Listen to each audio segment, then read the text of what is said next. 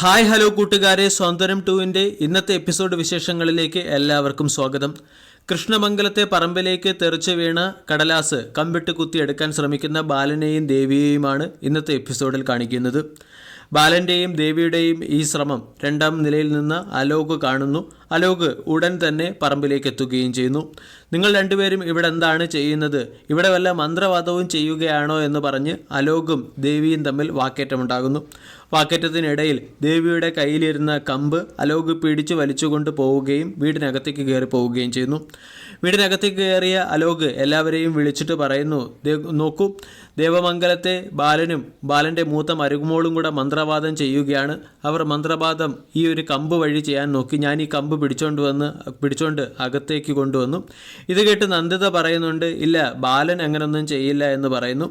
ഇതിനിടയിൽ ബാലനും ദേവിയും വീടിനകത്തേക്ക് പോവുകയും ബാലൻ കൂടുതൽ ടെൻഷൻ ആവുകയും ചെയ്യുന്നു. ആ പേപ്പർ അലോകിൻ്റെ കയ്യിലും കാണും കിട്ടിക്കഴിഞ്ഞാൽ അവനത് കീറി കളയുകയോ കത്തിച്ച് കളയുകയോ ചെയ്യും. കൂടാതെ കൃഷ്ണമംഗലത്തുകാരും അറിഞ്ഞിരിക്കുന്നു മീനാക്ഷിയുടെ ജോലി നഷ്ടപ്പെടാൻ പോവുകയാണെന്നുള്ള വാർത്ത. ഇത് കേട്ട് ബാലന് ഒരു സമാധാനവുമില്ല. അപ്പോൾ ദേവി പറയുന്നു, ബാലച്ചൻ വിഷമിക്കേണ്ട, എങ്ങനെയെങ്കിലും ഞാൻ ആ പേപ്പർ എടുത്തിരിക്കുമെന്ന് പറയുന്നു. ഇതേസമയം ബാലൻ്റെ കടയിൽ ഗോമതി സ്റ്റോഴ്സിലും എല്ലാവരും ടെൻഷനിലാണ്. ആകാശ് ഭക്ഷണം പോലും കഴിക്കുന്നില്ല.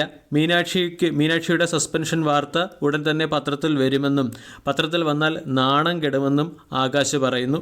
ഇതിനിടയിൽ ജോലി കഴിഞ്ഞ് മീനാക്ഷിയും വീട്ടിലേക്ക് എത്തുന്നു. മീനാക്ഷിയും മിത്രയും തമ്മിൽ കാണുമ്പോഴും മീനാക്ഷി ഇത് തന്നെയാണ് പറയുന്നത്. പേപ്പറിൻ്റെ കാര്യത്തിൽ ഒരു തീരുമാനമായി. 1-2 ദിവസത്തിനുള്ളിൽ സസ്പെൻഷൻ ഓർഡർ ലഭിച്ചേക്കും. ഞാനിവിടെ നിന്ന് മാറി നിൽക്കുന്നതാണ് എല്ലാവർക്കും നല്ലത് എന്ന് മീനാക്ഷി പറയുന്നു. ഇതിനിടയിൽ കാര്യങ്ങളെല്ലാം ഇത്രത്തോളം കോംപ്ലിക്കേറ്റഡ് ആയ സ്ഥിതിക്ക് ഈ കാര്യങ്ങളെല്ലാം വീട്ടിലേക്ക് വിളിച്ചു പറയുകയാണ് ശ്രീദേവി അമ്മയോട് ആ പേപ്പർ എടുക്കാൻ എന്തെങ്കിലും ഒരു സൂത്രം പറഞ്ഞു തരണമെന്ന് പറയുന്നു.